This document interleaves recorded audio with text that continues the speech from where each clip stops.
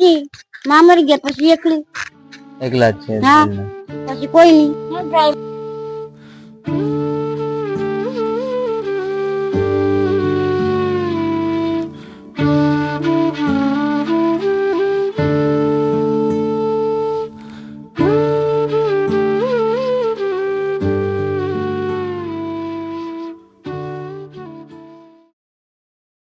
Driver મોટી ને ચાલતી હતી, એને માં હતી, માં મરી ગયા પછી એકલી. એકલા જ છે? હા, પછી કોઈ નહીં. પછી નાકના ભાઈ હોય આપણે ચાલ. શું કામ કરો? ભાઈ એમાં કામ થાય મજૂરી કરીને ખાઈએ ભાઈ. છોકરાઓ પણ નહીં આ તો આમાં મોટા બાપ ના દીકરા ને કાકા ના દીકરા ને એમ.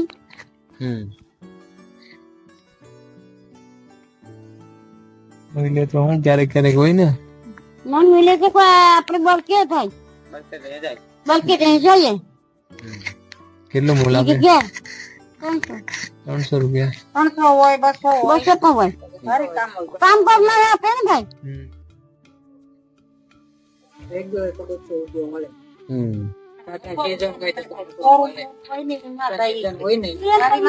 આપડે ભારી કે કામ ન કરી કે ભાઈ.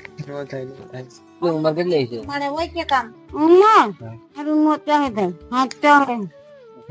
કેટલાક સમય થી એકલા રહું?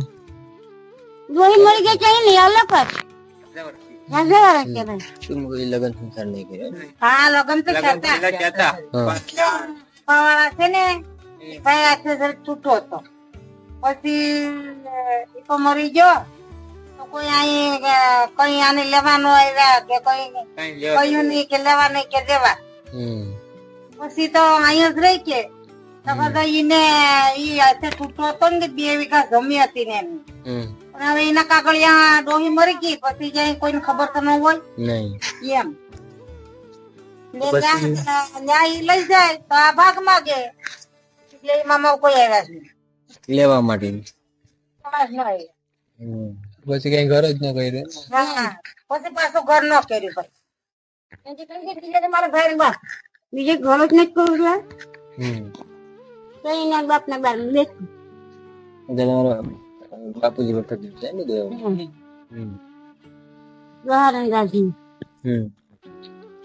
એ તો બહુ વેલા એક્સપર્ટ થઈ જાય છે ને.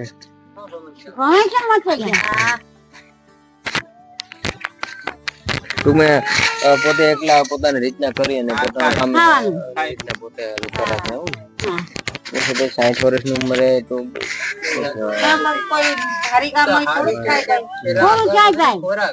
એટલે ને કે પેલે થોડો આગળનો ખોરાક બાકી અત્યારે 60 વર્ષની ઉંમરે કોણ થાય? આપણાથી પણ ન થાય તો પછી એમ કઈ ખાઈ પી તો ખરી હો. પણ અમારે ઉના બાજુ હા એટલે પછી ઉના બાજુ ટૂંકમાં જવું પડે એટલે રમેશ નો ફોન આવ્યો કે એ લોકો ઉના બાજુ ગયા કોડીનાર થી નીકળી ગયા. અમે આજથી લગભગ 1.5-2 મહિના પહેલા પણ આવ્યા હતા પણ ભેગા થયા નતા. ત્યારે કઈક જતા ને ત્યારે એમ હતા ને ત્યારે પાછું અમારી પાસે યાદી ઘરની વધારે હતી એટલે આજે ઈ રૂટ કોડીનાર વાળો રૂટ હતો ને તો ભાઈએ કીધું કે આજે આ ઘર પણ લઈ લઈએ અને ભાઈ નો ફોન આવ્યો હતો ચિત્રાપડ. હા 4-5 દિવસ પહેલા મને ભેગા થયા હતા ભાઈ. લગન હતા ત્યારે હા ત્યારે મને ભેગા થયા હતા ભાઈ. મેં હે ને એવા લોકોને આપ્યા કે જેને આગળ પાછળ કોઈ છે જ નહીં બરાબર. એવા લોકોને તમામ પ્રકારનું કરિયાણું દર મહિને પૂરું પાડીએ છીએ. આપણે છે આપડા સાહેબ આ ડોક્ટર સાહેબ છે એને જે ઇન્કમ આવે ને એમાંથી 90% એને દાન કરે છે. એટલે તમારા જેવા તો અમારે 35 થી 40 ઘર છે.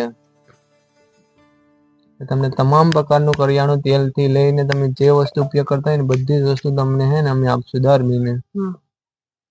એટલે યાર તમારે કરિયાણાનું ટેન્શન ગયું.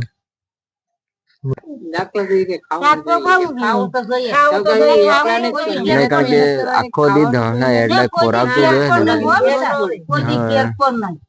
અને આ ઉંમર ની અંદર બહુ સારું કેવાય કારણ કે કોણ એટલી ઉંમર માં જાય શકે.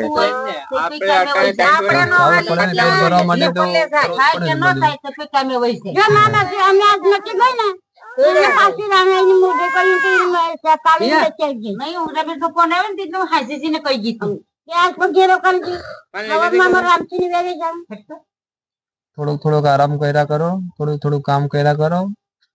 5 વર્ષ જીજો વધારે કામ ને કામ પછી ક્યાં તમારે પૈસા ભેગા કરીને જાગવું. 4-5 દી કામે જવાય, પછી 2 દી પાછી આરામ કરી લેવાય, પાછું 4-5 દી જવાય, પાછું 2 દિવસ આરામ કરી લેવાય. કામ કરી કરીને ક્યાં તમારે પૈસા ભેગા કરીને જાવ. લે ખાવાનું કરિયાણું તમે આપશું તમને તો પછી. હા હવે તો મેન તો હું ખાવા માટે જ આપણે વધારે દોડવાનું હોય.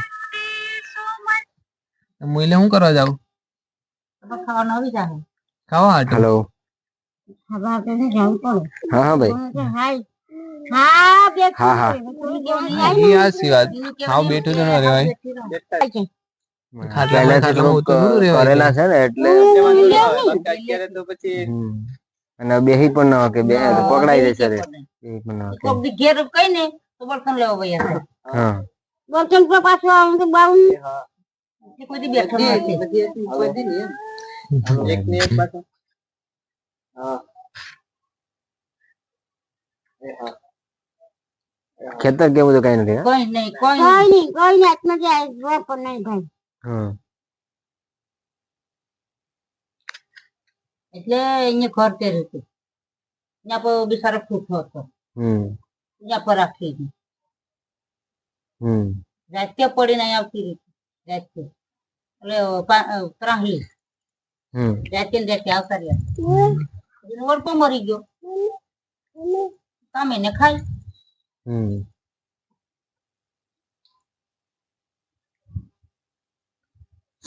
એકલું રહેવું તો બહુ અઘરું પડી જાય. બનાવી દીધું ને ભાઈ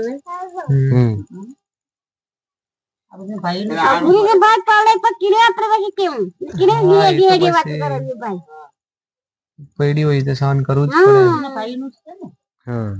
તમારે સારું છે, બહાર રહેવા માટે ઘર તો છે. અમુક અમુક ને એને રહેવા માટે ઘરે નથી, રોડ ઉપર રહેતા હોય છે.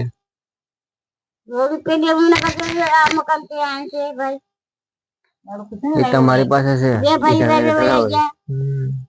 તમારી મેરે છે, બીજા મેરે થોડા છે. તો પછી અમારી મેરે અમે એવા પરિવારને મળી આગળ વિડીયો બતાવે તમે રડી પડો.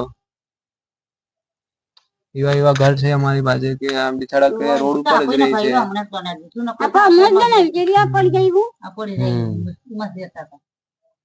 પાંટા મૂકીને પછી ખાટલા રાખતા. પાણી નું ભરાય